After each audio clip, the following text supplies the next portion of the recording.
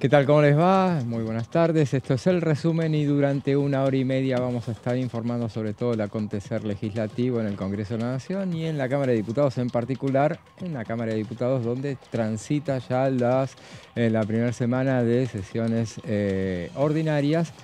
Y toda la información gira en torno a las novedades que hay en torno a la ley de bases y ahora, en particular, a partir de ayer, sobre un pedido de sesión que formuló el bloque Hacemos Coalición Federal para tratar nada menos que el tema de la movilidad jubilatoria. Ese es uno de los temas que vamos a analizar a lo largo de este programa, pero primero vamos a presentar el gran equipo que hoy me acompaña. Martín, ¿cómo estás? ¿Qué tal? Buenas tardes, José.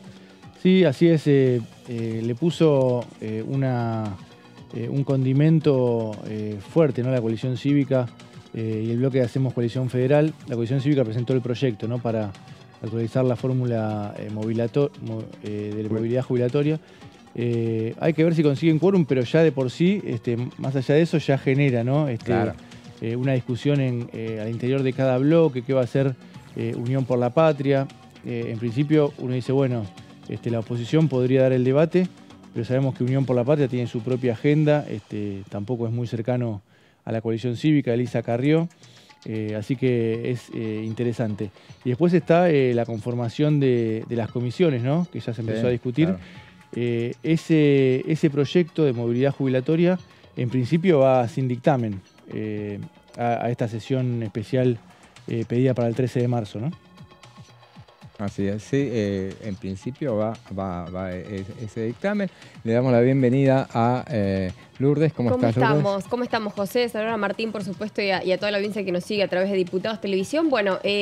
Como todos los días, creo que se va actualizando y van pasando cositas nuevas, que decimos cositas, pero en realidad son muy interesantes porque, ahora con este pedido de sesión, creo que el bloque de Miguel Pichetto, o al menos que lleva adelante Miguel Pichetto, es como que está cada vez apareciendo más en escena, ¿no? Después de, por ejemplo, los dichos que habló como algo que en realidad era el camino, ¿no? Era el camino correcto que había dicho sobre aquel pacto del 25 de mayo que Javier Milei está intentando poner cada vez más en la agenda del gobierno, pensando en el próximo mes de mayo en la ciudad de Córdoba con los gobernadores y esto de reescribir 10 puntos, importante que ya vamos a estar hablando de eso y reiterando de qué se tratan estas 10 leyes anticasta, pero ya tenemos una semana con la que se ha citado a funcionarios para que puedan venir a exponer en esta comisión bicameral y por supuesto esperando también qué es lo que va a suceder con este pedido de sesión especial.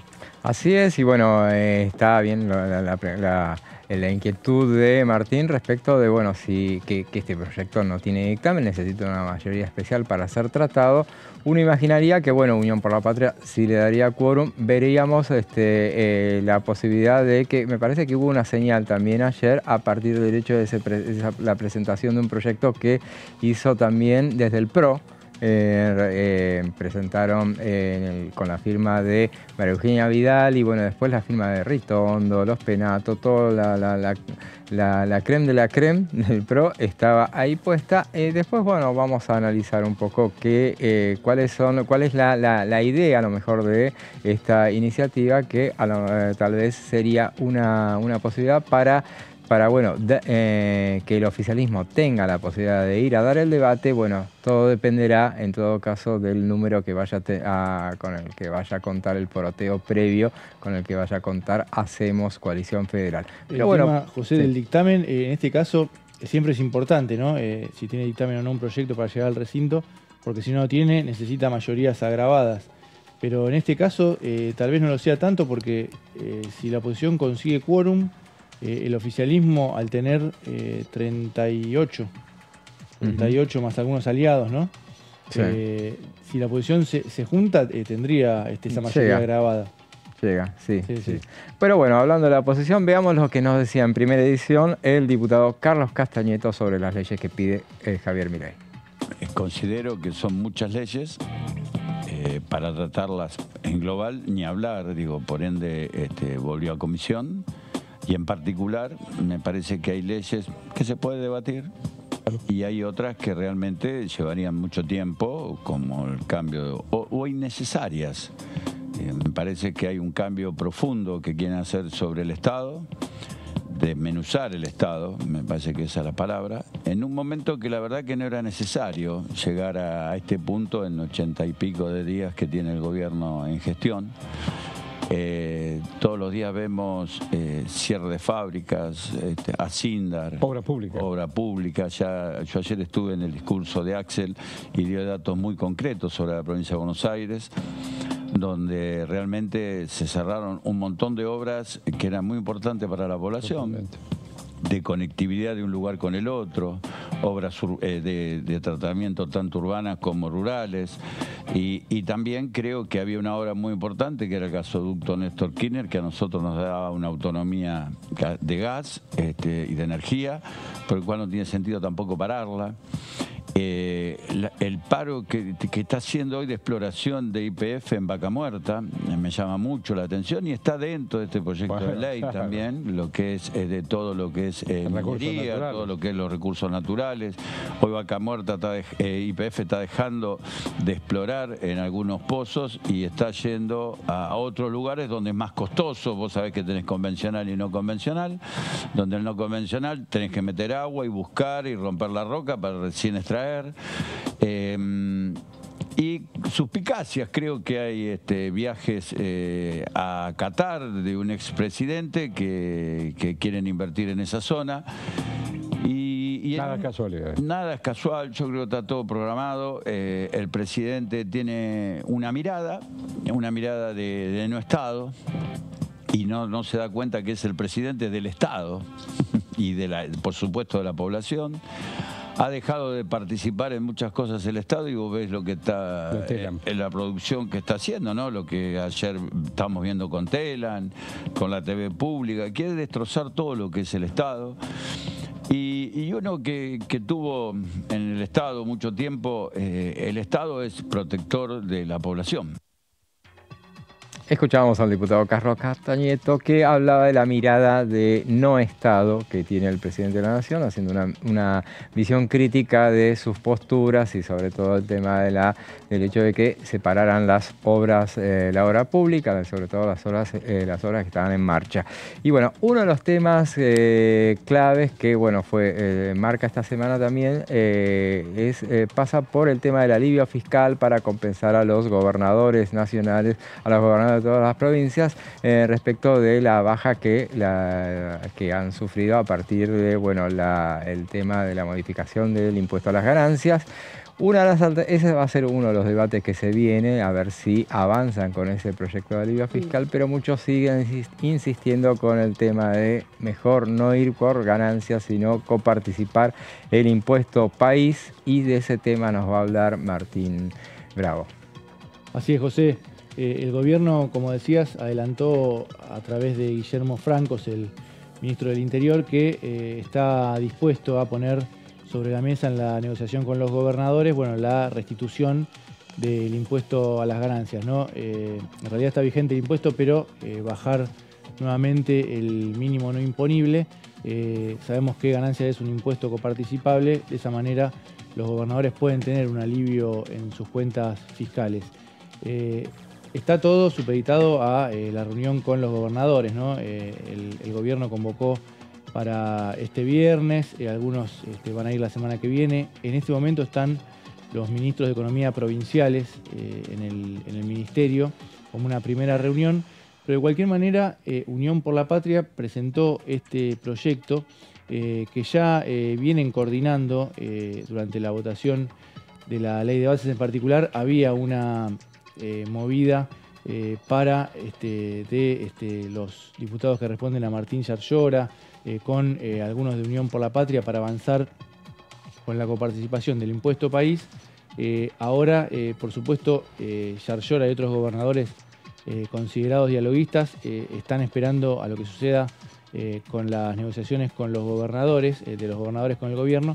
Pero Unión por la Patria dice, nosotros vamos a presentar este proyecto para que esté listo, para que sea una herramienta, y después, en base a cómo decante el escenario, veremos si avanza o no. Probablemente, como decías, si se llega a discutir ganancias, algunos legisladores digan, no, nosotros preferimos que se coparticipe el impuesto país, que el gobierno ya rechazó esa posibilidad.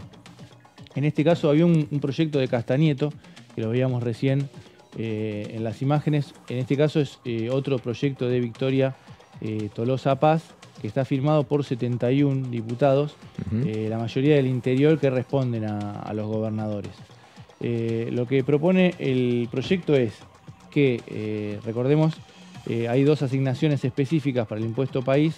Una es el 70% que va al ANSES y después hay otro 30%. De ese 30%, lo que propone el proyecto de Tolosa Paz es que 25 vaya al llamado FISU, Fondo de Integración Sociourbana, que es para la construcción de viviendas y otras obras en barrios populares.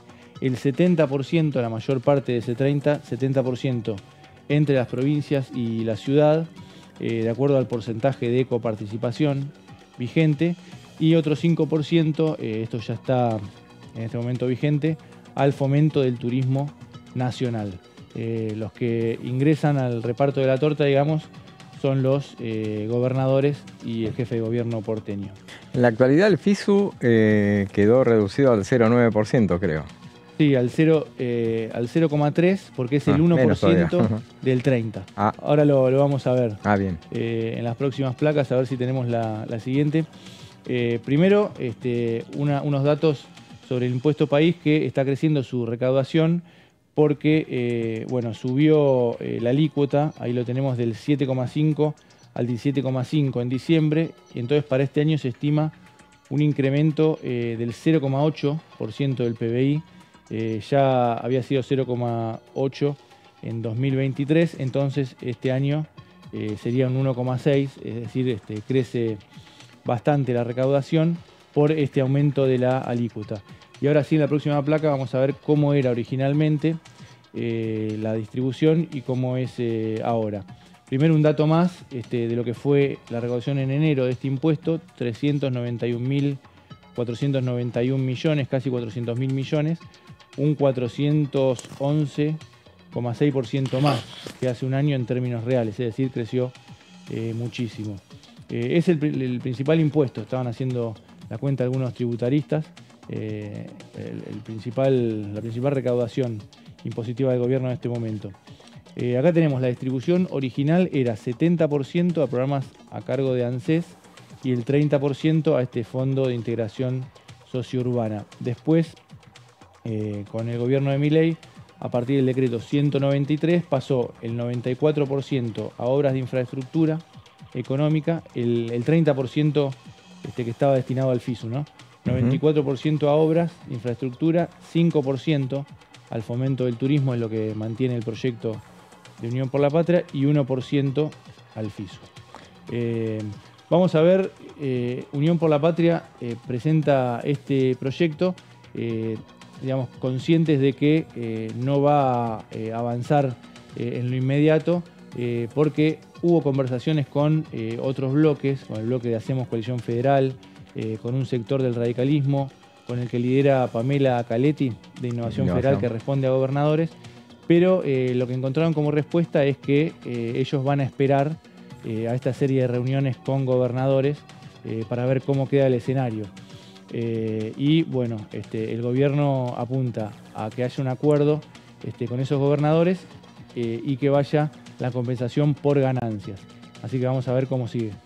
Muy bien, Martín, muy completo el informe sobre el tema de la coparticipación del impuesto país, que es uno de los temas que vienen hablando bastante y al que el gobierno se viene resistiendo. Sí, por supuesto, y que también es una de las monedas de negociación, como ya veníamos hablando, con respecto a la relación que puede llegar a tener el oficialismo con los gobernadores. Y no solo el impuesto país, sino también, por ejemplo, el impuesto al cheque, que son otro de los impuestos que se tiene pensado, que se estima que se pueden llegar a coparticipar y de esa manera también, bueno, mejorar un poco la situación que están viviendo desde las provincias. Así es, y bueno, todo a partir del tema de la modificación del impuesto a las ganancias, un impuesto que, bueno, dejó de aportar prácticamente todo el mundo, entonces, y hay un cuestionamiento. Yo anoche lo escuchaba en un programa al diputado Leandro Santoro, que es uno de los, una voz muy racional, suele ser muy racional dentro de Unión por la Patria, que es un bloque que es bastante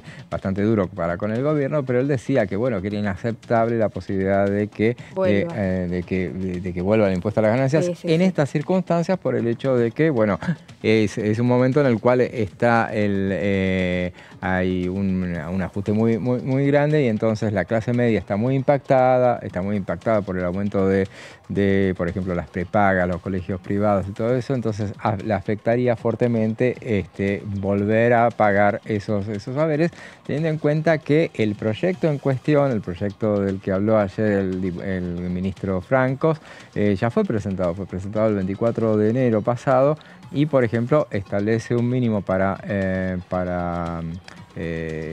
familia tipo el impuesto a la ganancia de 1.250.000, algo por ahí, más o menos. Sí, que siempre rápidamente... Para los solteros creo que era 1.250.000, y para los casados 1.500.000. 500, ahí está. Rápidamente va quedando atrás de la inflación, ¿no? Va quedando bajo. Hay que ver cuál es en el caso de que avance la fórmula de actualización, si es que hay. Y sí, ya hubo en los meses anteriores una discusión sobre el costo político, ¿no? ¿Quién se hace cargo del costo político? Cuando Luis Caputo, el ministro de Economía, dijo, bueno, lo están pidiendo los gobernadores. Ahí claro, varios gobernadores salieron a decir, no, nosotros lo que pedimos es una compensación que puede ser con la coparticipación del impuesto país, como decía Lourdes, la coparticipación del impuesto al cheque, pero claro, tampoco quieren ser los gobernadores los que queden al frente de esa restitución del impuesto, ¿no? Claro, y justamente teniendo en cuenta ese detalle, Guillermo Francos ayer en Expoagro, él insistía en el hecho de, bueno, le están pidiendo los gobernadores, él insistía con esa cuestión, volvía sobre sus pasos, ya yo cerquita nomás decía, no, nosotros no estamos pidiendo que nos compensen el tema de ganancias. E insiste con el impuesto país, que en definitiva es algo que se da de bruces con la intención del gobierno nacional de eliminar el cepo. Por ejemplo, ayer volvió provisorio este impuesto, ¿no? Claro, ayer volvió sobre el tema.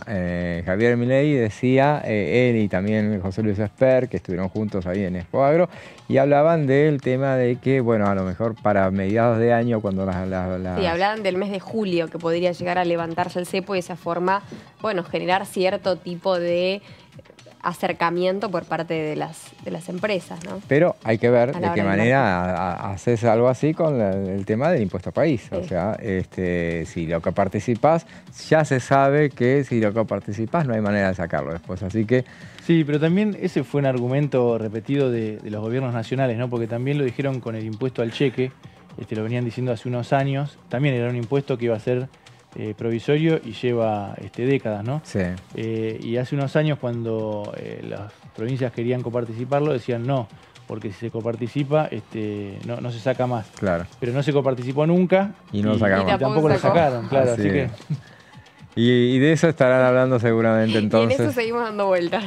Argentina es un bucle todo el tiempo. De ese tema deben estar hablando ahora, de ese tema y otros seguramente, en esa reunión que mencionabas vos, Martín, ¿no? Sí, de los ministros de Economía provinciales con Carlos Guberman, el secretario de Hacienda. Es una preparatoria, lo que acá son...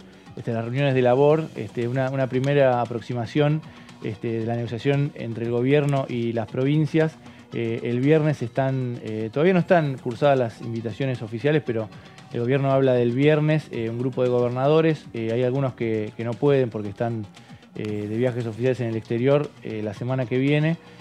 Bueno, ahí se va a ir configurando un mapa de los que asisten, los gobernadores, los que se muestran de acuerdo con lo que vaya proponiendo el gobierno, los que no, y ese mapa automáticamente sabemos que se traslada al Congreso, ¿no? Claro, y en esa reunión, bueno, de los gobernadores que no van a estar, uno nos lo adelantó ayer el diputado Peluc, que estuvo con nosotros dialogando y decía que su gobernador, que es el Marcelo Orrego de San Juan, iba a estar en la provincia en Canadá para esos días. El gobernador de Mendoza tampoco, Alfredo Cornejo, también está de viaje en el exterior. No importa, de todas maneras decían, va a haber varias reuniones, no necesariamente. Bueno, para la foto será la del viernes, pero va a haber después en el transcurso. Estas son las primeras aproximaciones. Ya están confirmadas varias presencias, ¿no? El día viernes, por ejemplo, bueno, el gobernador de Buenos Aires. Claro, porque él había dicho... también, ¿no? Yayora sí, también. Es uno de los que más enfáticamente se había pronunciado a favor. Sí. Y en el caso de Kicillof, bueno, había dudas a partir de que, bueno, el lunes él en la Asamblea Legislativa él dijo, bueno, fue muy crítico respecto de la convocatoria del Pacto de Mayo y decía, bueno, no vayan empezando sin nosotros, pero es bueno. Como cuando decís, voy a pasar a saludar, ¿viste? Tenés que llegar y a escuchar. ¿Qué vamos a hacer? También fue ambiguo porque dijo, si es una reunión para la foto, si no llegamos, arranquen, una cosa así. Pero también dijo, si es una reunión de trabajo institucional, siempre vamos a estar. Por supuesto. Entonces dejó ahí todo el escenario abierto para cualquiera de las dos. Está bien, claro, y evidentemente, bueno, esta reunión seguramente va a estar, como van a estar todos los ministros de Economía en esta reunión que se realiza hoy, o la gran mayoría estará, porque bueno, ellos sí no tienen excusa, se me ocurre, el que no está es el ministro de Economía de la Nación, Luis Toto Caputo, que creo que anda por Acapulco, por una reunión creo que es del FMI o algo así, o una reunión de un organismo crediticio. Ya tenía importante. La agenda oficial, sí. Claro. Qué lindo lugar, igual, para irse está a una bueno, reunión. Está buenísimo. Justo, Y ¿no? bueno, sí. El viernes tampoco va a estar. Y la duda es si va a estar Milei. En principio el gobierno no lo confirma, pero tampoco había confirmado en la anterior reunión con gobernadores y apareció finalmente el presidente. ¿Y quiénes estarían entonces? ¿Nicolás Pose? Nicolás Pose, probablemente Guillermo Franco. Claro, claro. Y Caputo si estaba, iba a estar seguramente, pero no va a ser el caso. Habrá que ver si Nicolás Pose está. Caputo ya vemos que no. Pero a ver, mañana en la reunión de la bicameral de trámite legislativo, que está prevista para mañana para tratar el tema del DNU 7023, adelante de 7 años. Bueno, en esa reunión está convocado Nicolás Pose, está convocado Luis Toto Caputo. Caputo se sabe que no va a estar. Pose es muy, veríamos. Yo tengo dudas, veremos en todo caso. Siempre es una recomendación que se le hacen, que le hacen ya mañana en la reunión de bicameral no va a estar. No, bueno, a esa me refiero puntualmente. Vos decís que no va a estar entonces. Ajá. Y no, en teoría dijo que no iba a venir. Bueno, que entonces tampoco iba a venir al análisis de gestión. No, eso ya ni siquiera tiene fecha, no lo cuenten. Pero el tema es que siempre los que trajinan el Congreso siempre hacen esa recomendación. ¿Eso qué será? ¿Una directiva de Milei que dijo no vayas al Congreso? No creo que necesariamente pero sí compartida con Milei a lo mejor. Pero me parece que es una decisión tomada de parte de un funcionario que no le gusta ir. No ha habido casos. ¿Sabes quién no vino nunca?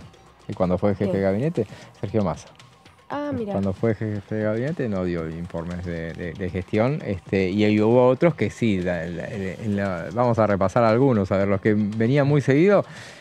Marcos Peña vino hasta que después dejó de venir en el último año, ya no vino porque era para recibir cachetadas, pero al principio sí, Marcos Peña vino, Cafiero vino. Y en un momento desde el gobierno no tomó mucho, pero vino. En ese momento decían que hasta era una estrategia que viniera todos los meses porque ya perdía efecto. Claro. Llegaba un momento que no concitaba tanta atención, que ya con la cantidad de preguntas que había respondido en la vez anterior, perdía efecto. Y a veces cuando un jefe de gabinete no viene por varios meses, ahí sí, no está todo...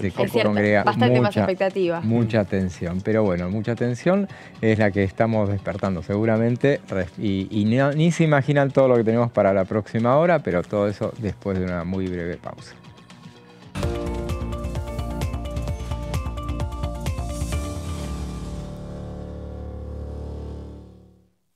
dengue, zika y chikungunya. Presta atención a estos síntomas.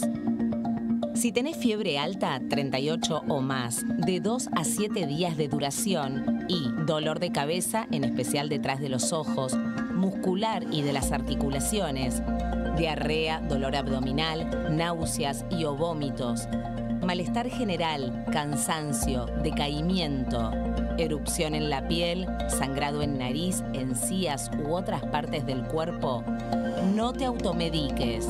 Toma mucho líquido, usa repelente y acércate a un centro de salud.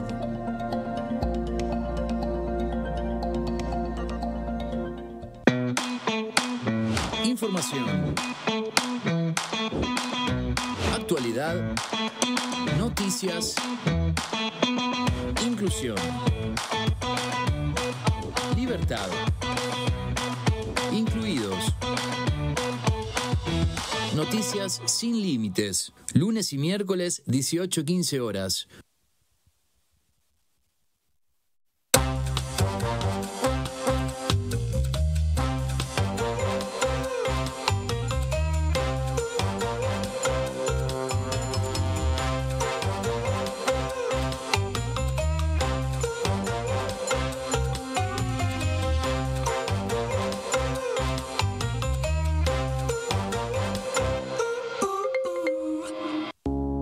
Las sesiones son el espacio donde los diputados debaten proyectos de ley para su aprobación, modificación o desaprobación. En una misma sesión se pueden tratar varios proyectos de ley. Desde el 1 de marzo, cuando el presidente las inaugura, se desarrolla el periodo de sesiones ordinarias.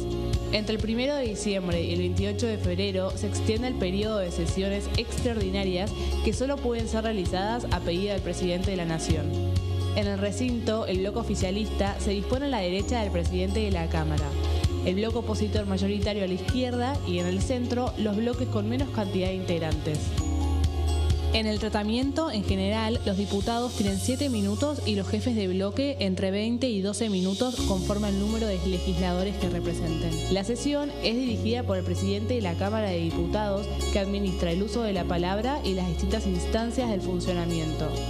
A la izquierda del presidente está el secretario administrativo, a la derecha el secretario parlamentario y debajo de él están los taquígrafos, que registran cada uno de los testimonios.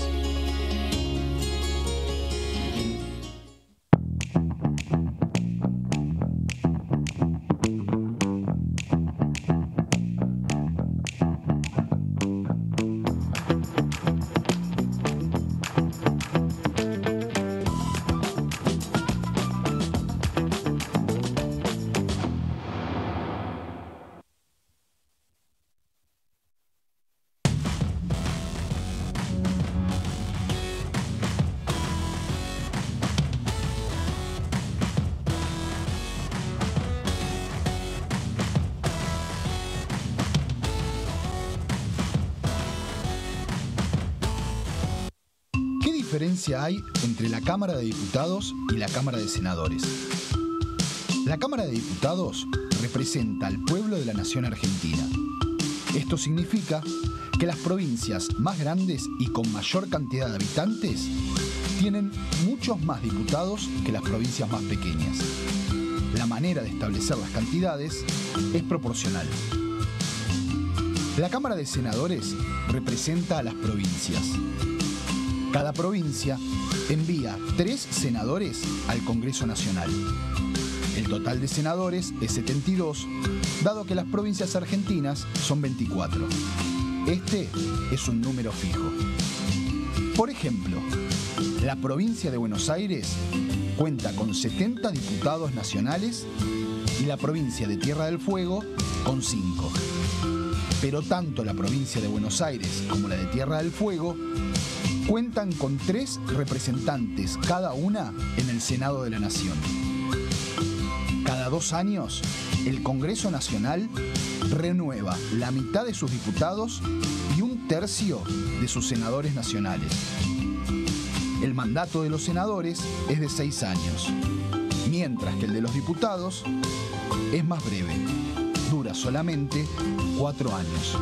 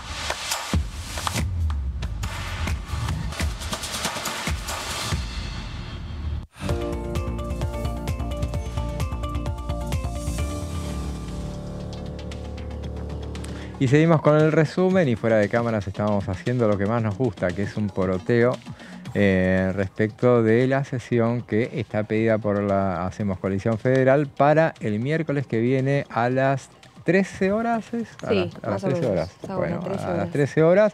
Veremos. Con una labor parlamentaria que empezaría una horita antes, a las 12. Veremos, porque en realidad esas sesiones en principio... Es como es exclusivamente para tratar... Claro, ni siquiera el que las pide, conseguime el quórum y después nada que hablar en labor.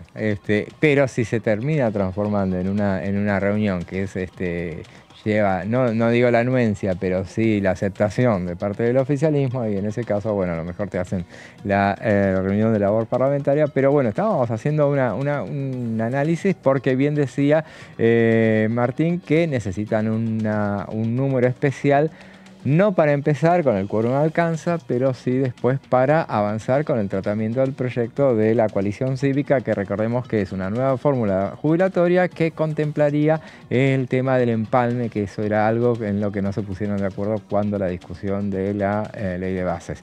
En este caso lo que estábamos haciendo era la pregunta del millón, que se hacía antes también Martín a viva voz, era... Claro, no tiene dictamen. Claro, no, pero... Está recién presentado el proyecto, entonces va a necesitar una mayoría... agravada en caso de que hubiera quórum. Entonces, en ese caso, bueno, la otra pregunta era coalición, Unión por la Patria y la izquierda, que suelen sumarse, pero no para todo. En este caso, ¿se sumaría esta? Si nosotros lo contemplábamos que sí, que sucediera eso, más los 23 que son los que convocan Hacemos Coalición Federal, y los radicales, que uno imaginaría que sí también se sumarían, en ese caso sí podrían llegar a ser 161, estarían sobreexcedidos de la necesidad de lo que puedan necesitar. Es un tema muy sensible, ¿no? El de los jubilados. No es casualidad que hayan arrancado, que la oposición haya arrancado con este tema, como para impulsarlo como agenda propia. La otra vez recordábamos, y en este caso también viene al caso, cuando en el gobierno de Cristina Kirchner, en el primer gobierno, la oposición unida entre diferentes bloques bastante heterogéneos reunió una mayoría. El único proyecto que pudo convertir en ley fue el del 82% móvil, porque en el resto había divisiones, el oficialismo operaba para que no se llegara al quórum, para que no se pudieran sancionar los proyectos. En el caso de jubilados es como que la oposición tiende a coordinar, a acordar más fácil, ¿no? Claro, así es, sí. Evidentemente es así. También mencionábamos el hecho de el proyecto que había presentado el PRO en las últimas horas, a través de María Eugenia Vidal, y que bueno, después vamos a hacer una referencia puntual, si tenemos tiempo vamos a mencionar esa iniciativa puntual. Y hay otro del oficialismo también, de un diputado oficialista, sí, el salteño Moreno Valle. Presentó también otro proyecto. Hay que ver, a lo mejor, como decías, puede haber una suerte de acuerdo, una conversación entre los diferentes bloques para que se discutan todos los proyectos, tal vez en comisión, no en una sesión. A veces el oficialismo hace eso para desarticularlo, ¿no? Claro, neutralizarlo de alguna manera. Pero bueno, el oficialismo tiene su propia agenda, ya la esbozó el presidente de la Nación el viernes pasado, y en esa agenda están las leyes anticastas, de lo que nos va a hablar ahora nuestra compañera Lourdes. Así es, José. Bueno, precisamente un tema que ha estado dando vueltas en este 1 a 1 de qué se trataba lo que decía Javier Milei y por qué había tuiteado.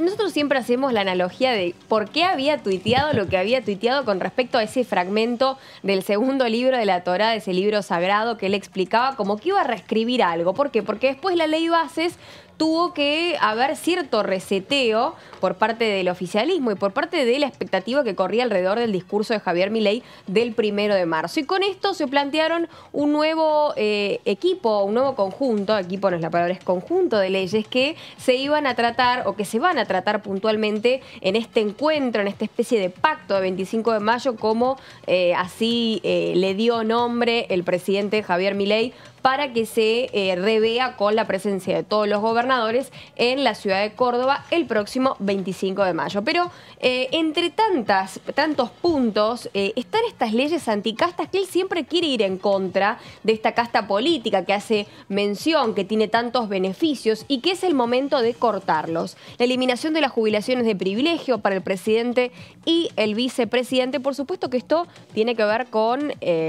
una vez que se sancionen, bueno, va a tener lugar a partir de lo que sería el fin del mandato, o al menos de este mandato, año 2027, de Javier Milei. O sea, se estrenaría directamente. Se estrenaría dentro de 4 años. Con el presidente Milei y la vicepresidenta a Victoria Villarruel. A partir del fin del mandato, o en caso de que haya reelección, pero fin del mandato, del primer mandato, en este caso de Javier Milei y Victoria Villarruel, empezaría a aplicar esta eliminación de las jubilaciones de privilegio, ¿no? Siempre se hace referencia a los números que están cobrando por jubilaciones de privilegio los actuales presidentes y vicepresidentes, ¿no? Y obviamente que ha generado bastante enojo en el oficialismo y siempre también en el PRO, en algunos miembros del PRO. La imposibilidad de que puedan presentarse a elecciones nacionales ciudadanos que hayan sido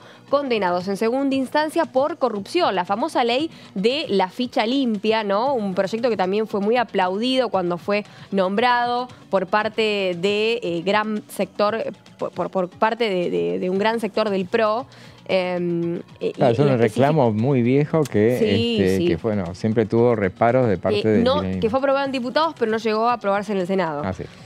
A los exfuncionarios públicos que hayan sido condenados por corrupción se les quitará cualquier beneficio derivado de su gestión. Este también es otro de los puntos de la ley anticasta. Vamos con la próxima placa. Seguimos con la obligación a los sindicatos de elegir autoridades cada 4 años, esta renovación, y que él nombró algunos dirigentes sindicales, como por ejemplo Baradel, y también nombraba a Pablo Moyano. Bueno, sin posibilidad de reelección, bajo la órbita de la justicia electoral, esto de renovar las caras dentro de los sindicatos para evitar la perpetración en el poder, como él lo ha sabido nombrar, que los convenios colectivos específicos, en otro de los puntos, que realicen en asociación libre los trabajadores de una empresa o grupos de empresas primaran sobre los convenios colectivos del sector. Un poco tiene que ver con todo, ¿no? Esta última. Ahí en particular, bueno, es un viejo pedido de un sector, sobre todo de lo que era Juntos por el Cambio, el hecho de avanzar con una norma que le permita hacer convenios por empresa. Exacto. O por grupo de empresas. Exacto. Vamos a la próxima placa.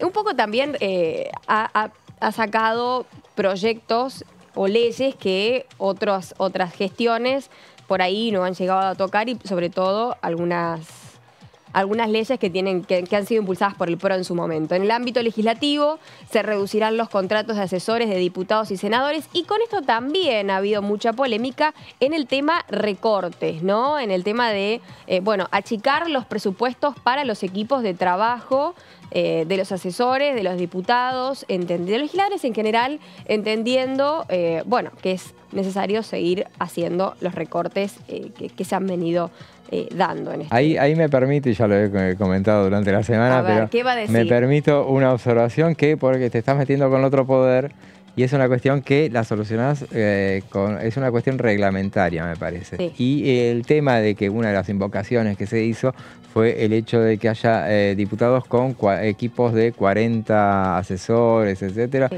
Eso es algo que se da en el Senado, en realidad, no necesariamente en la Cámara de Diputados. En el Senado se da, pero por una cuestión de que es personal de planta que es reasignado a determinados claro.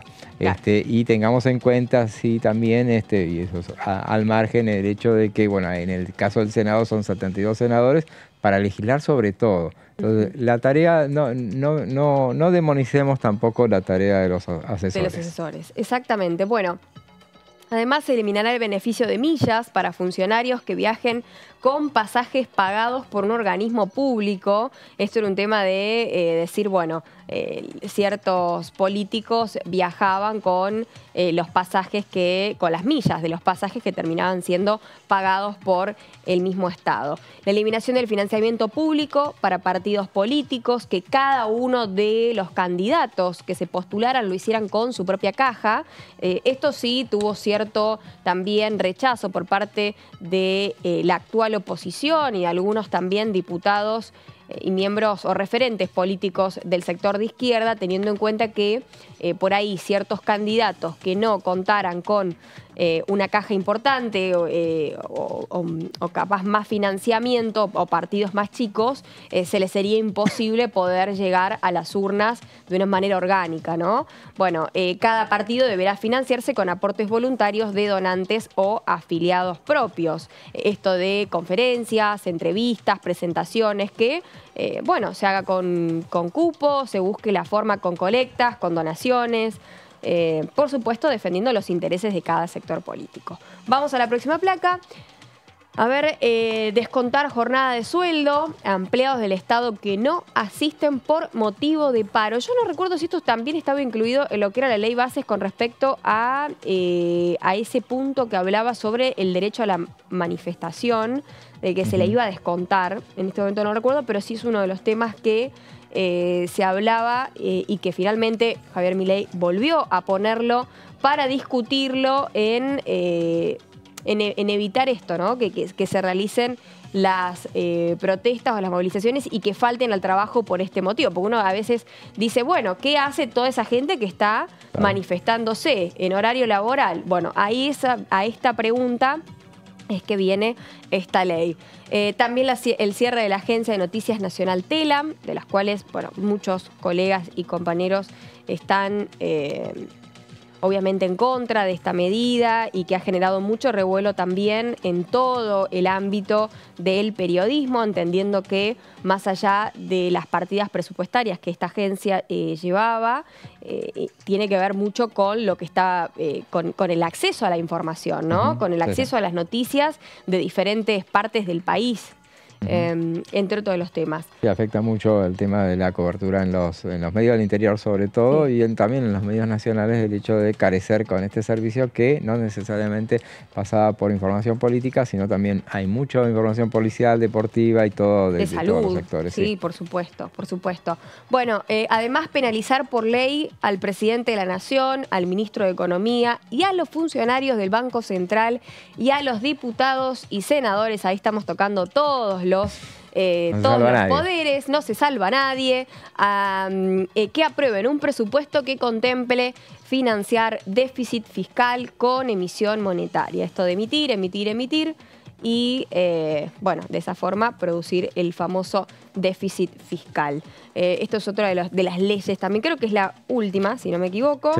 Sí, es la última ley. Así que bueno, uno de los tantos o de los 10 mandamientos o 10 proyectos que Javier Milei planteó en, no vamos a decir esta nueva ley bases, pero va a ser una especie de mega ley que va a ser tratada en el pacto del 25 de mayo.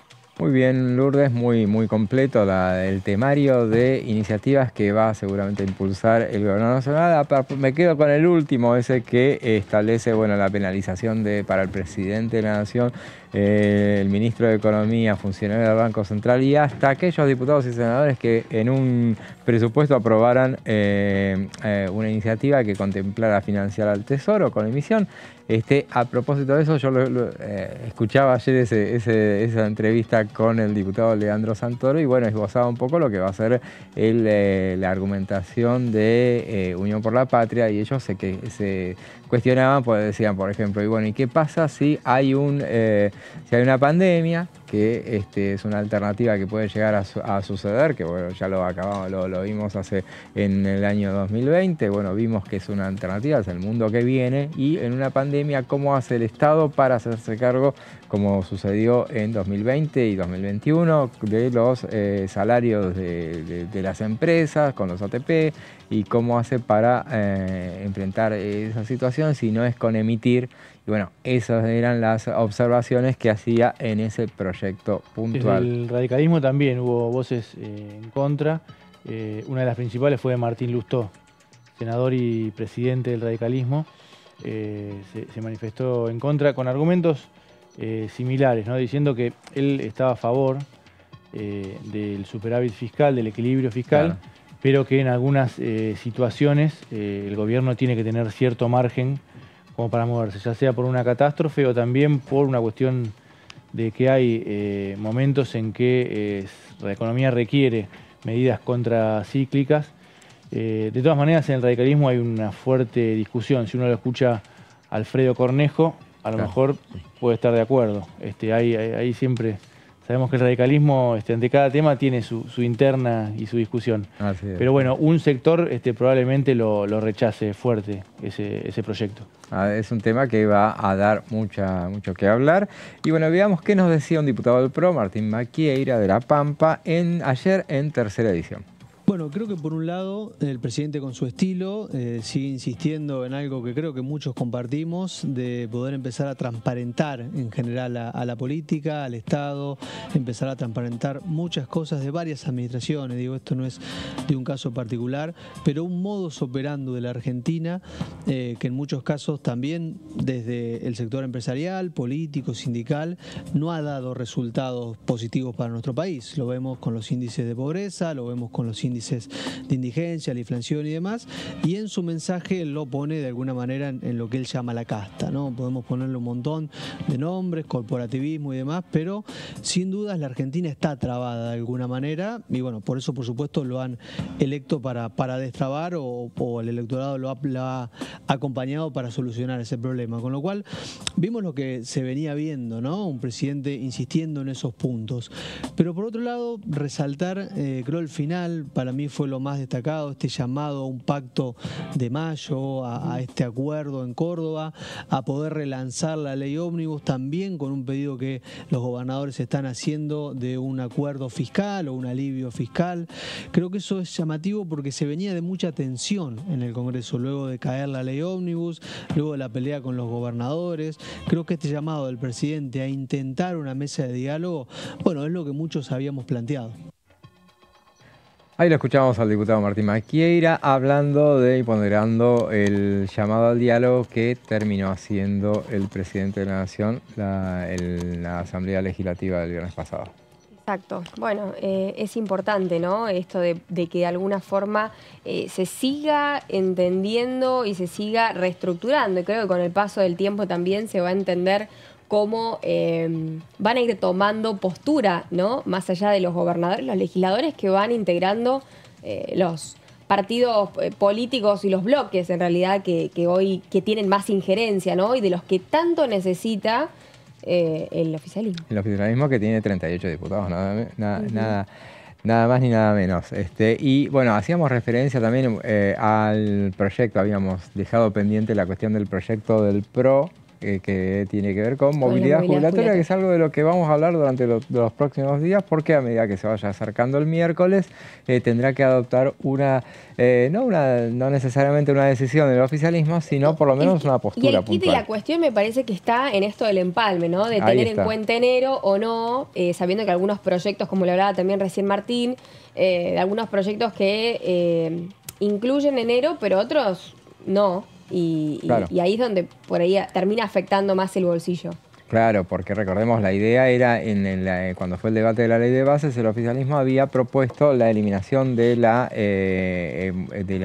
fórmula jubilatoria impuesta durante la gestión de Alberto Fernández y potestad para poder armar otra fórmula jubilatoria y mientras tanto determinar los haberes que irían percibiendo los jubilados, que no es ni más ni menos que lo que sucedió en tiempos de Alberto Fernández. Recordemos, cuando arrancó en diciembre de 2019, en su momento. Bueno, ellos lo primero que hizo Alberto Fernández fue eliminar la ley que la fórmula que había puesto Macri. Aprobado Macri, justamente, y que desde Juntos por el Cambio después reclaman que... Qué loco, porque van cambiando, sí. No hay una línea de trabajo que se continúe, ¿no? Esto también, por supuesto, destruye y hace mucho daño a la situación de los jubilados. No contempla la inflación, ese es el tema, ¿no? Claro. Ante una inflación tan alta, no hay manera de que puedan estar, digamos, en consonancia con el aumento de los precios.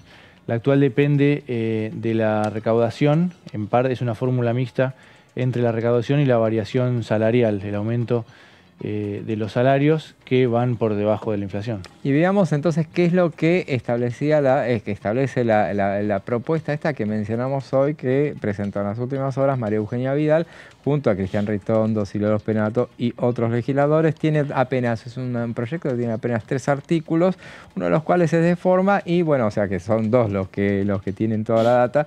La modificación es del artículo 32 de la ley 24.241, que es la ley que impulsó en su momento Alberto Fernández, por uno que dice que el índice de movilidad se ajustará mensualmente en base a la variación del índice de precios al consumidor nacional calculado por el INDEC. Si esta variación no hubiera sido positiva, no se aplicará ajuste alguno. Adicionalmente, en el mes de marzo de cada año se aplicará el siguiente aumento: un 30% de la variación del RIPTE. Por sobre la variación del índice de precios al consumidor entre los meses de diciembre de los 2 años previos. Y se aclara que si esta variación no hubiera sido positiva, no se aplicará al ajuste alguno y el cálculo al año siguiente se hará en base al último índice utilizado. Bueno, después dice que a los fines de la aplicación por primera vez del mecanismo de la movilidad previsto, se tomará como mes de referencia el último considerado para el cálculo del índice de movilidad aplicado por última vez con anterioridad a la sanción de esta ley. La diferencia que uno a simple vista terminaría viendo con relación a lo que es el proyecto de la coalición cívica es la cuestión que mencionaba Lourdes recién, el tema del empalme. Ahí está la cuestión, o sea, no hay una compensación para lo que son las altas inflaciones de los meses de enero y los peores febrero. meses, y te digo los meses que van a venir. Bueno, se supone que va en baja la... Esperemos. El proyecto de la coalición cívica también toma 2 meses hacia atrás. Claro. Dice, por ejemplo, si arranca en abril, claro, se toma el IPC de febrero. El IPC de febrero que se estima en un 15%. Después, es una forma de, digamos, que también se recupere un poco más hacia atrás. Porque según el proyecto de Vidal, por lo que entiendo, si arranca en abril, se tomaría el de marzo, que lo que espera el gobierno es que sea más baja la inflación todavía. Entonces, quedaría para diciembre quedan todos afuera, ¿no? Claro. Quedaría diciembre, que fue 25, enero 20 y febrero 15. En el proyecto de Vidal se arrancaría a partir del IPC de marzo. Que marzo, de todas maneras, se le estaría escapando un poquitito más de lo previsto. Sí, y ella, claro, puede ser, es un mes complicado para la inflación. Sí. De todas maneras, ella agrega en marzo un plus, ¿no? En base al RIPTE, por lo que dijiste. Ajá, sí. Hay que ver hasta qué punto eso implica una compensación. Sí, compensa. Hay que verlo en última instancia, recordemos, o sea, no seamos hipócritas, todos los gobiernos tratan de atender la caja, así los gobiernos populistas también, y atender la caja y a nadie le gusta, o sea, obviamente el gobierno de Cambiemos en su momento había impuesto una fórmula jubilatoria que estaba basada en la inflación teniendo en cuenta que su expectativa de que bajara la inflación, cosa que no sucedió. Pero bueno, el gobierno de Alberto Fernández armó esa complementación entre ambos sectores sabiendo que la inflación iba a ser alta y necesitaba apartar rápidamente esa iniciativa que se había aprobado en tiempos de Macri. O sea que, bueno, ahora habrá que ver qué es lo que termina considerando más positivo el gobierno de Javier Milei, que tiene como premisa fundamental el hecho de, bueno, atender el déficit. Contemplar este tema del déficit, y nuestra premisa ahora es ir a una nueva pausa y después seguir con más informaciones legislativas.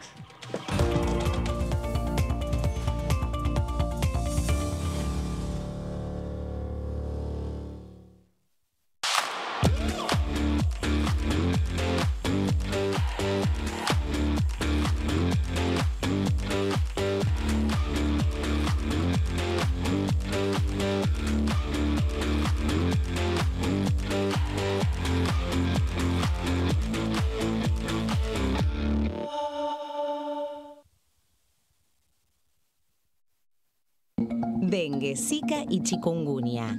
¿Cómo protegerte de la picadura de mosquitos? Para prevenir el dengue, Zika y chikungunya, evita que el mosquito te pique. Usar repelente siguiendo las indicaciones del envase. Cubrí brazos y piernas con ropa clara. En casa, pon espirales o tabletas. Usa tules o mosquiteros sobre camas o cunas. Coloca mosquiteros en puertas y ventanas.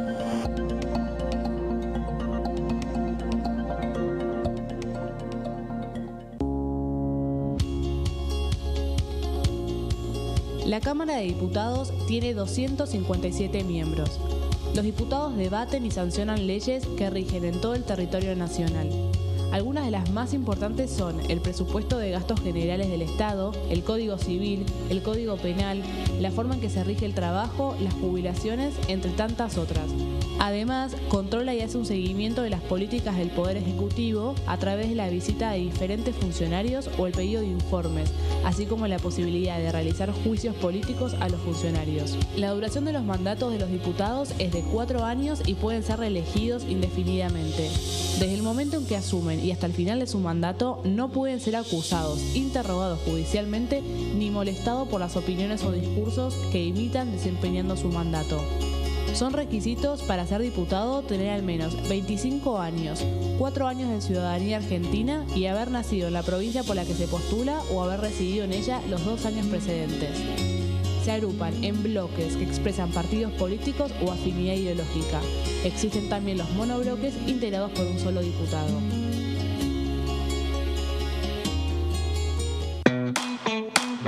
Información. Actualidad. Noticias. Inclusión. Libertad.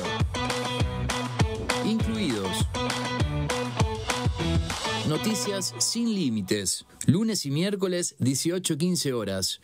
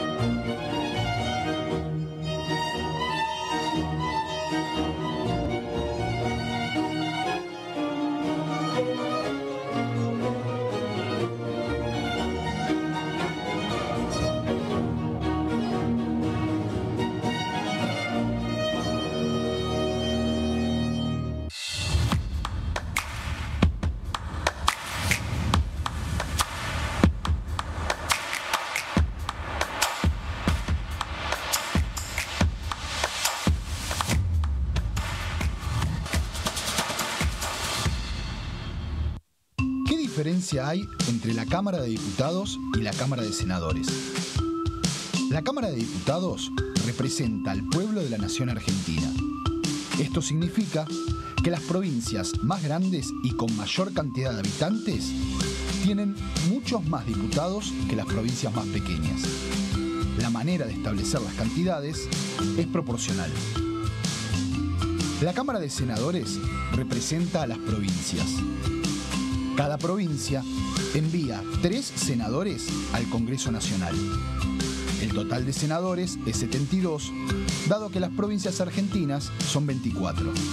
Este es un número fijo.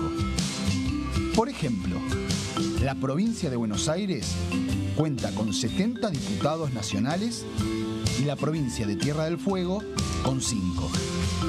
Pero tanto la provincia de Buenos Aires como la de Tierra del Fuego cuentan con 3 representantes cada una en el Senado de la Nación. Cada 2 años, el Congreso Nacional renueva la mitad de sus diputados y 1/3 de sus senadores nacionales. El mandato de los senadores es de 6 años, mientras que el de los diputados es más breve, dura solamente 4 años.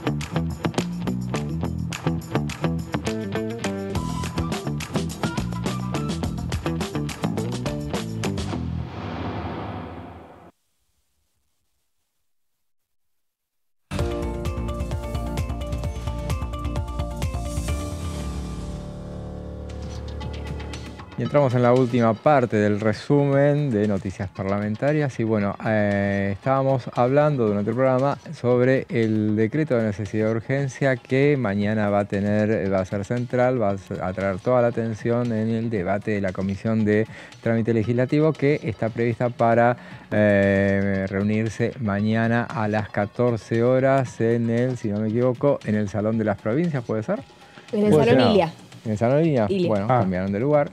Este es más chiquito, sí. En todo caso. Sí. Bueno, estarán ahí los legisladores para, avanzar con esta iniciativa que estaba viendo que a pedido del PRO, justamente lo que pedían era, habíamos mencionado el hecho de que se quería tratar es una reunión informativa a la que habían sido citados varios funcionarios, pero además lo que ya adelantaron desde el PRO es la intención de incorporar en el debate el tratamiento de los DNU pendientes de Alberto Fernández. En realidad, recordemos, durante los últimos 2 años se había reunido solamente en 2 oportunidades, la última vez por 10 minutos fue una reunión constitutiva, o sea, no se trataban los DNU. Y miren los DNU que hay pendientes, según se encargó de mencionar el senador Juan Carlos Romero. Dijo, hay 177 decretos que no se trataron nunca, porque si vamos, es lo que sostiene el oficialismo y sus aliados, es el hecho de que, si vamos, digamos todo, entonces, tanto interés por este decreto, obviamente el interés de la oposición es tratar este decreto, pero 177 decretos que no se trataron nunca, 102 corresponden a la gestión de Alberto Fernández, 64 proyectos de Mauricio Macri, 8 del segundo gobierno de Cristina Kirchner y 3 de este gobierno. Esa es la cantidad de iniciativas. Es poca cantidad en todo caso de decretos de necesidad. Es la famosa sanción ficta, ¿no? Cuando no se tratan, quedan vigentes. Y recordemos que, ayer mencionábamos durante el programa, lo comentaba Fabián en unas placas, Fabián Wallman, el hecho de, esas iniciativas que hay para modificar la ley 26.122, que es la que rige el tema de los DNU, del tratamiento de DNU del año 2006.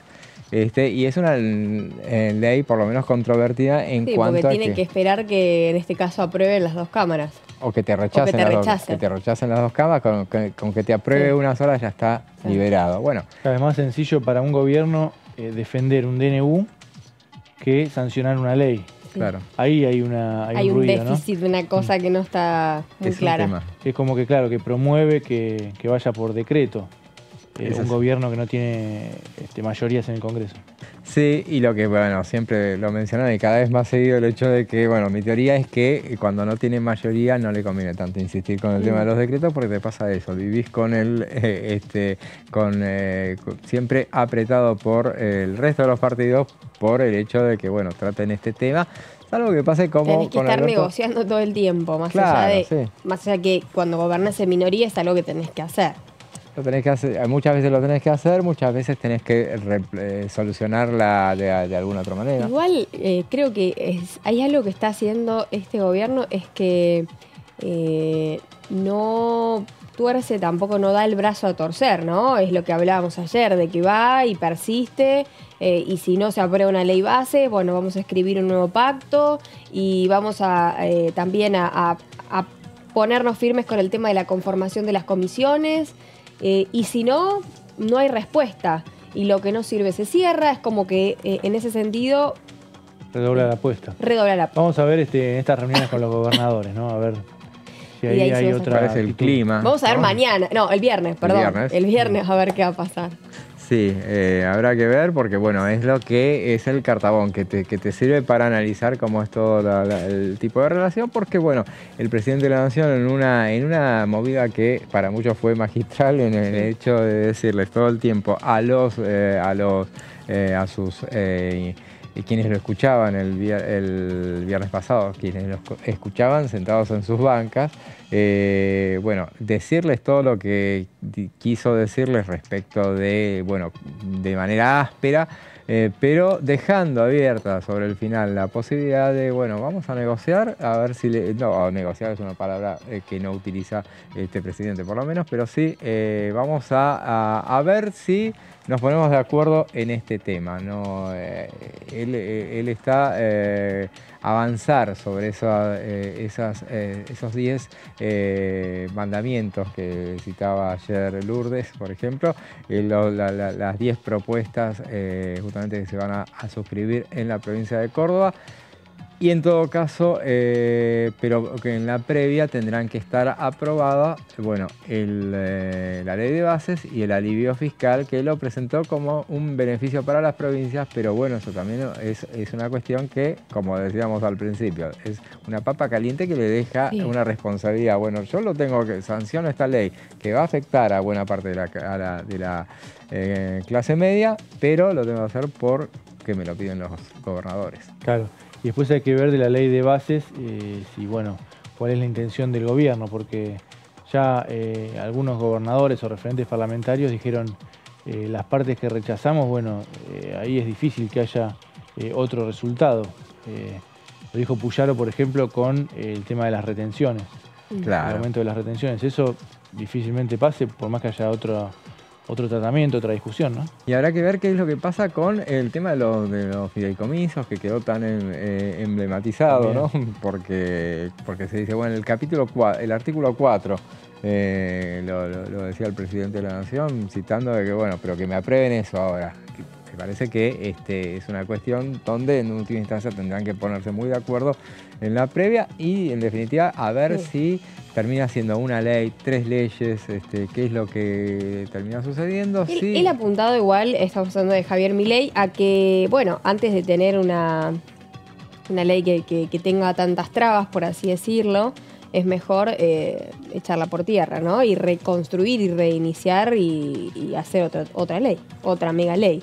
Así es, sí, Lo que yo todavía capaz no termino de entender es el porqué de hacer todo junto y no hacer que pase algo más progresivo, que tenga más consenso, que está bien.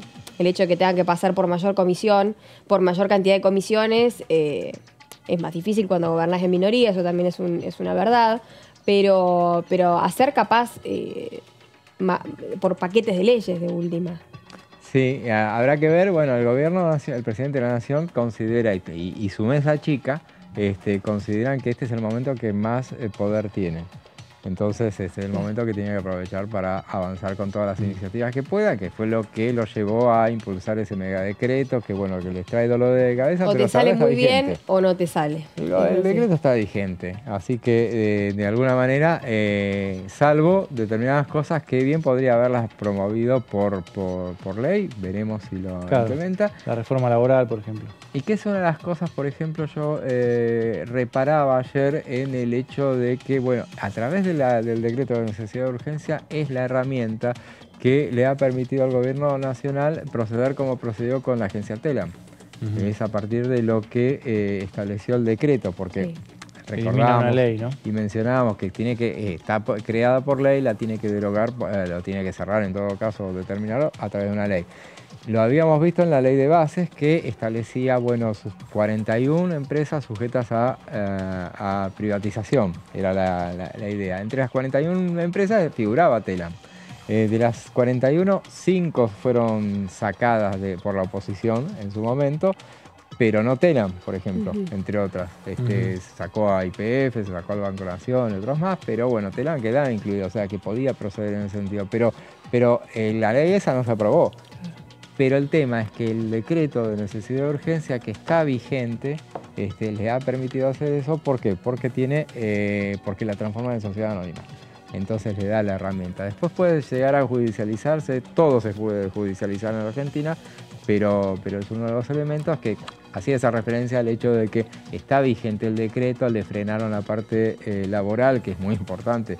Justamente le han frenado algunas otras cuestiones, el tema de los clubes de fútbol, que mucho tampoco no hace el menor ruido, el tema de la privatización de los clubes de fútbol. Sociedades anónimas deportivas. Eso. Sí. Y creo que hay alguna cuestión más que fue frenada por la justicia, pero son temas puntuales. La ley de alquileres, por ejemplo, tiene vigencia, la la eliminación de la derogación de la ley de alquileres tiene vigencia. Y que inclusive es algo que él reivindica, chapea y reivindica, teniendo en cuenta que esto hizo que pudiera aumentar así la oferta, ¿no?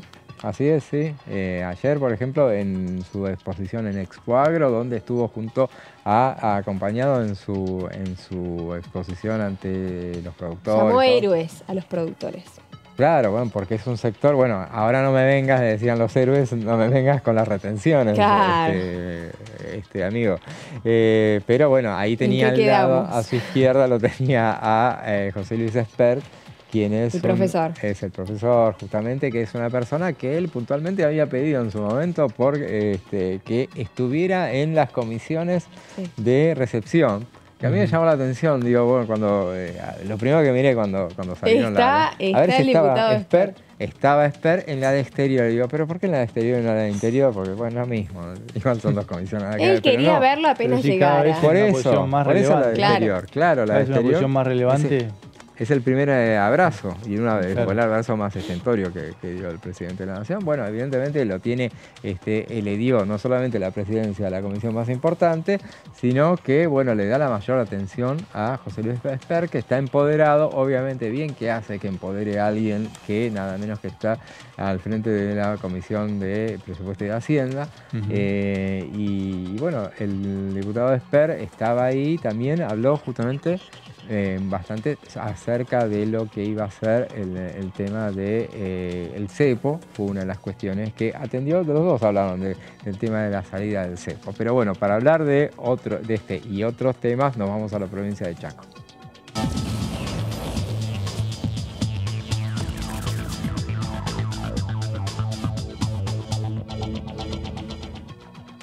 Y estamos conectados con el diputado del radicalismo, Gerardo Cipollini. José Di Mauro lo saluda. Diputado, ¿cómo le va? Hola José, ¿qué tal? Buenas tardes, ¿cómo va? ¿Me oyen bien? Muy bien, muy bien. Hablamos durante el programa, veníamos hablando mucho del tema del alivio fiscal y esta iniciativa que el Gobierno Nacional volvió a hacer referencia ayer en la exposición Expoagro. Y decían, recordando que es algo que piden los gobernadores, le dijo, insistió con esa cuestión y usted que también escuchábamos reparos de parte de Unión por la Patria respecto de avanzar con la modificación de esa ley que modificaron el año pasado. En un momento como este que afectaría la norma a la clase media, justamente esa era una de las insistencias, pero ¿qué es lo que cree que va a terminar sucediendo con esta iniciativa de alivio fiscal? Bueno, creo que estamos hablando de la disminución que en su momento, en el marco de la campaña que el candidato a presidente Massa estaba desarrollando, que presentó en el Congreso, que tuvo un acompañamiento muy alegre por parte de los diputados del oficialismo de ese momento.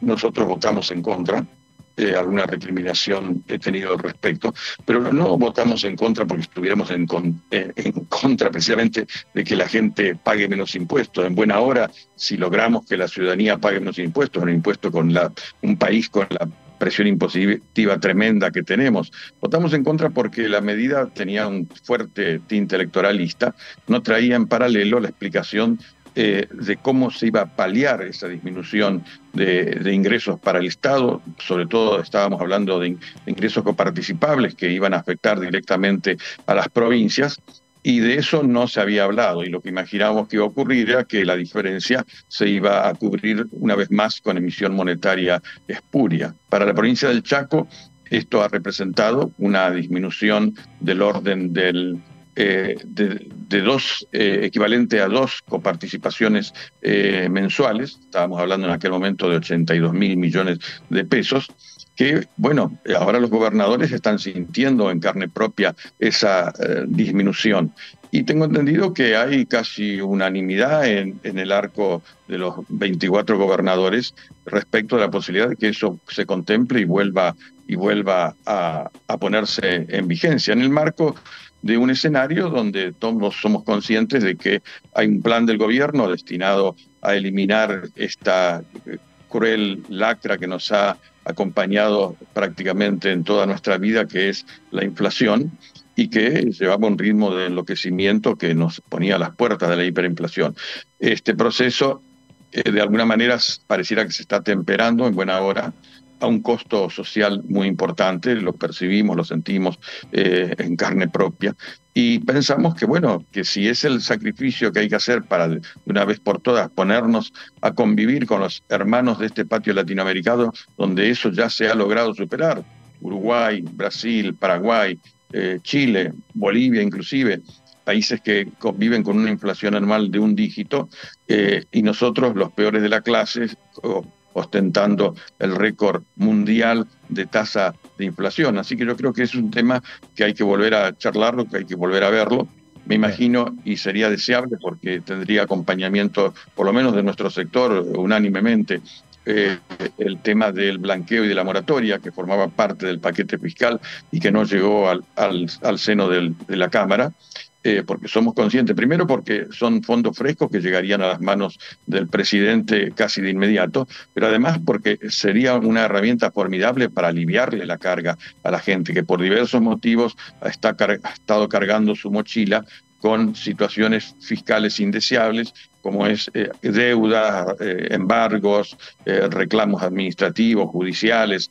Yo creo que, bueno, espero que el gobierno lo mande con prontitud a eso, porque, bueno, en esta instancia de allegar fondos a las arcas del Estado, evitando emisión monetaria, creo que sería una medida que sería tomada con agrado para el gobierno y le vendría muy bien a la comunidad de ese universo de contribuyentes tan sufridos que estamos teniendo. Y de cara al tratamiento de la ley de bases, que bueno, se va a abordar, no se sabe exactamente qué tipo de ley, si va a ser una ley, si van a ser tres, de qué manera, pero bueno, ya se hizo referencia al hecho de que el presidente mismo lo hizo, la cuestión de, bueno, el artículo 4, esa parte que generó tantas controversias. ¿Qué cree que lo que va a suceder? ¿Cómo se subsana ese tema para no volver como un rulo, volver a la misma situación de la vez pasada? Con esa primera parte. Bueno, yo creo que sí, yo creo que se subsana primero fracturándola a la ley, que no vuelva a ser ese paquete gigantesco de leyes que llegó, que fue retirado habiéndose tratado el 1.9% del total de la ley, con lo cual el presidente, que había tenido la aprobación de las emergencias, que había tenido la aprobación en general de la ley 1, lo perdió. O sea que sentados todos, con un acuerdo que evidentemente debe ser previo, porque ese día quedó demostrado que el oficialismo había ido sin haber charlado con el resto de las bancadas, aún con los que de alguna manera estamos, si bien estamos bastante mal vistos, pero estamos dispuestos a acompañar y a darle la mano que necesita el gobierno para sacar las leyes que consideramos son necesarias para sacar a este país de la postración y la decadencia que viene arrastrando desde hace más de 20 años. La última, muy cortita, diputado. El miércoles está convocada una sesión especial de parte de la Hacemos Coalición Cívica, Coalición Federal. Ustedes, no sé si ya lo habrán conversado, ¿el radicalismo piensa asistir a esa reunión? Es el 14, tengo entendido. El 14, ¿no? Sí. La fecha de la convocatoria. No hemos hablado aún oficialmente, estamos hablando entre nosotros nomás, pero no sé por qué no podríamos no ir, sobre todo porque, bueno, el temario es un temario que aparece interesante. Y tenemos que demostrarle a la ciudadanía que los diputados no estamos allí simplemente de adorno, estamos allí representando a nuestros pueblos, tratando de llevar a cabo acciones que sirvan al bien común, aprobando leyes que no tengan nombre y apellido ni beneficiarios directos, sino leyes que sirvan a toda la comunidad. Así que bueno, esperemos, supongo yo que a la brevedad habrá alguna novedad más concreta. Muy bien, diputado Gerardo Cipollini, le agradecemos su presencia hoy con Diputados TV. Los saludamos y lo despedimos. Gracias a ustedes. Un saludo para todos allá. Gracias. Buenas tardes. Gracias, diputado. Escuchamos al diputado Gerardo Cipollini de la provincia del Chaco y bueno, él hacía referencia a lo que veníamos hablando respecto de ese poroteo que habíamos hecho. Entonces, a los 34 del radicalismo, en principio, los mantenemos adentro en esa sesión. Sí. Parece que... Y hay un sector del radicalismo que es el más crítico, el de Facundo Manes, ¿no? Pablo Giuliano, algunos otros diputados, que también puede ser proclives. Hay que ver, todo depende, como decíamos antes, de la negociación del gobierno con los gobernadores. Son 5 los gobernadores radicales. Hay que ver hasta qué punto Cipollini tiene, por supuesto, su mirada propia, pero después sabemos que los diputados que tienen gobernadores en sus provincias del mismo partido también se mueven en buena parte en función de eso, ¿no? Claro, tienen que atender los requerimientos de los gobernadores. Tal cual. Y sí, es parte de la negociación, ¿no? Tener ahí el trabajar en conjunto. Pero a priori a nosotros entonces habrá que ver cuál es la decisión que toma Unión por la Patria también, porque habrá que ver y preguntarles. Me imagino, yo no me... La primera minoría. Claro, y bueno, la primera minoría que tiene nada menos que 99 diputados. Veremos si a eso la del estribo nada más, porque hoy me decían que hay gestiones para horadarle un poquito más ese bloque de 99 miembros. Estarían desde uno de los bloques creados recientemente interesados en generar algo que ya se hablaba ya desde la previa a la constitución de la nueva Cámara, el hecho de armar, de ir logrando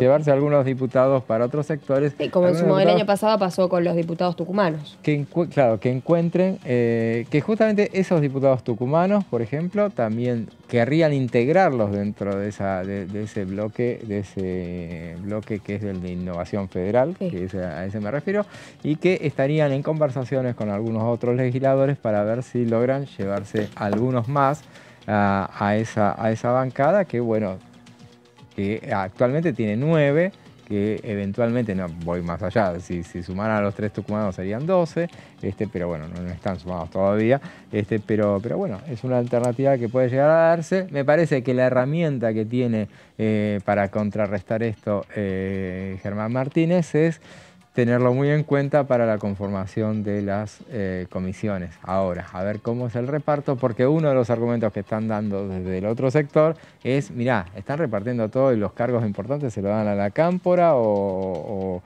a determinados sectores que son del kirchnerismo, y bueno, no están atendiendo a otros sectores que son de los gobernadores, y por eso están ahí viendo a ver si pueden generar disidencia. Y después, José, en relación a la sesión especial pedida por Hacemos Coalición Federal, en el caso de que Unión por la Patria se sume, también es lógico que haya una negociación, ¿no?, entre los bloques de la oposición, y probablemente Unión por la Patria quiera también incluir algún proyecto, ¿no?, formar parte del temario. La sesión especial ya está pedida con un único tema. Claro. Pero bueno, hay que ver qué conversación se abre, ¿no? Claro. Vos decís que se abre una puerta y pueden llegar a salir más proyectos. ¿Meter algún otro proyecto? Y sí, obvio. Y el FONID, una es la restitución del FONID, ¿no?, que está interesado. El tema es que tampoco está conformada la Comisión de Educación, por ejemplo. Pero estos irían sin dictamen. Sin dictamen, claro. Así sería, y bueno, habría que ver entonces de qué manera. Sería un buen tema, ¿no?, teniendo en cuenta también las medidas que se han ido tomando estos últimos días con respecto al inicio de clases. Que gran parte de la desconformidad es por eso. Disconformidad, sí, y bueno, llegamos así al final de esta edición. Un placer de mi parte. Un placer, bueno, también de nuestra parte. Y bueno, nos vemos mañana entonces, Lourdes. Martín, buenas tardes. Gracias. Semana que viene, seguramente. Bueno, nosotros nos vamos, nos volvemos a ver mañana a las 14:30, y ahora los dejamos con Amanda Alma y su equipo de Tercera Edición.